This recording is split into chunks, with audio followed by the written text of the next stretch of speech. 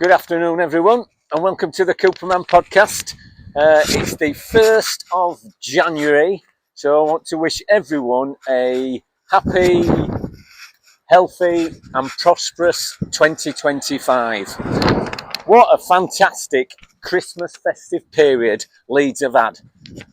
Well, they've only gone and took 9 points out of a possible 9, with 2 fantastic away results included in that against Derby and Stoke City.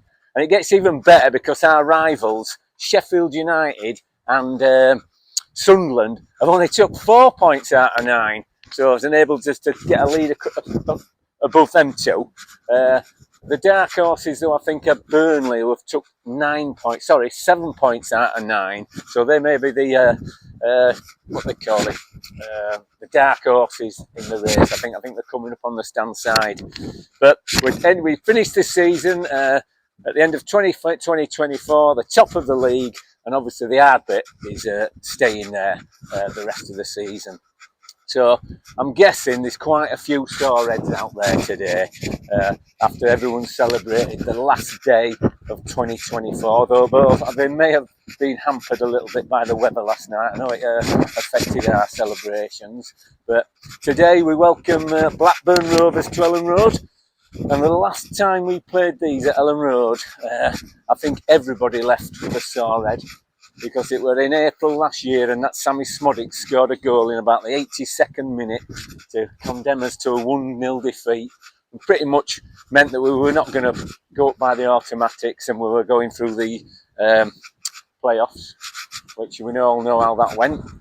And also they played us a month ago and they beat us 1-0 again. So to coin a popular Bob Marley phrase, it's redemption time. We are going to batter them today. I'm pretty confident about that. I think we're going to take advantage of today and give them a right good thumping. You might not have noticed, but today I'm joined by the lovely Mrs. Cooper, who is coming to her second ever Leeds United match. I think we won last time, did we, love? Can't remember. She's forgot her glasses as well, so she probably won't be able to see anything but back at net. But anyway, so we're hoping for a good win. So like I said, Blackburn today. Team-wise, Leslie in goal, right back Ogle, centre half pairing, Rodon and Strike, no problem. Left backs, I'm not sure who's going to play at left back, because Byram's played 2 games in the last, 6 days, and he's that doesn't always hold him in good stead, that. So, but Wober, he's like a chocolate fireguard. I don't think he's going to be playing, and I don't think Farker fancies Schmidt, so I don't think he's going to play Schmidt either. So could be Byram, but he's putting a lot of strain on that lad. The mystery is Middlett Park. I think he probably should rest Ampadu, because he's come back and played 2 or 3 games after a long-term injury, but he is his favourite player and he's captain at team, so I'm going to go with Ampadu in middle, with Rothwell playing alongside him, and Tanaka will play against Hull. Up front, no doubt, Pirro up front. I've got off the Joseph bandwagon now. I don't think this year he's going to be out spectacular. So it's Pirro, Dan James on the right, Solomon on the left, and we're going to go with Aronson. You can't knock him. He's scoring the goals. He's getting about. He's doing everything. So, he's winning us back. He's winning us back. And also, at this time of year, you should always remember those less fortunate than yourself. Those that have not chosen the right path, and they've fallen along the wayside, and this is the time you've got to remember them. So I'm going to give a shout out to Abuza Mohammed and Hamza Ali, who are suffering at this moment in time, and it's reached a point that a little tear has come to my eye because of the suffering that they've endured. It's just not right for humans to suffer like that, especially at this time of year. But what we've got to hope is that Ruben Interim is kept as the Man United manager, and they get relegated down to the Championship, and so that completes the pain and suffering from them 2 young lads, and they can get over it and recover.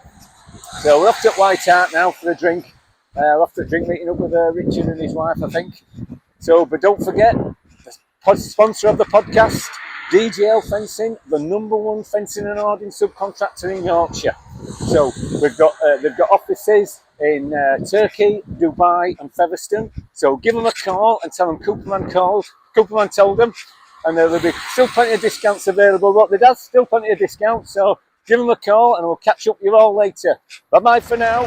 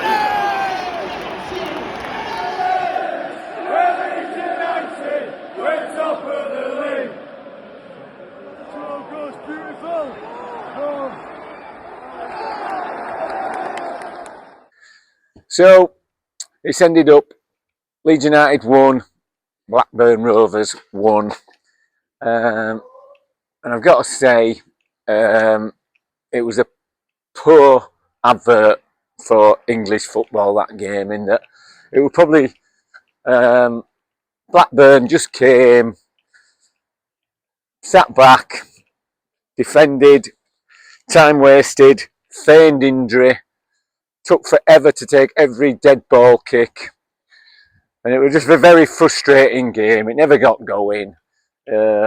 Quite boring, really. First half, we didn't have a shot. We passed it around a lot. We put a lot of onus on our centre halves to try and create an opening. Whereas normally that would be down to the midfielder, a number 10. Joe Roffel tried his best, but we just didn't create any real chances in the first half. Second half, pretty much of a continuation of the first half. Not crowd were getting frustrated, and then finally, in the 89th minute, we got a penalty. Joseph got brought down, and a little bit of panic that Bamford were going to take it, but that was never going to happen. And Strike, fair to him, taking it off to him, he did well. Walked up, knocked it into our left-hand side. Goalie went other way, I think, and it was 1-0. Crowd's going mental, and you think 89th minute, that's it, 3 points. We're going to be going clear at top of the table, 5 points clear from Sheffield United. But as it turned out, they got a corner. They slung it in, and it went beyond the far post, and they brought this big lad on, and the ball would have gone out of play for a goal kick on the far post, but he got to the far post, headed it back into the 6-yard box. It bounced around a couple of times. We didn't clear it, and the kid stuck his foot out and put it into goal, and that was it. It was 1-1, and he just didn't fancy chances. We were going to get back into it after that. Then there were 10 minutes extra time for the second half. And that symbolises how the game was, really. Just a stop-start, poor spectacle of a game. And if my wife knew all about football, she'd have thought it was rubbish. But she thought we played all right. But it was a scrappy game. And these are the games you're going to get after you've had four matches in 10 games. We've had 4 matches in 10 games, so it's a toll on the players. But it probably tell today. So we'll take the point. I noticed that Burnley drew with Stoke at home, so they've dropped 2 points as well.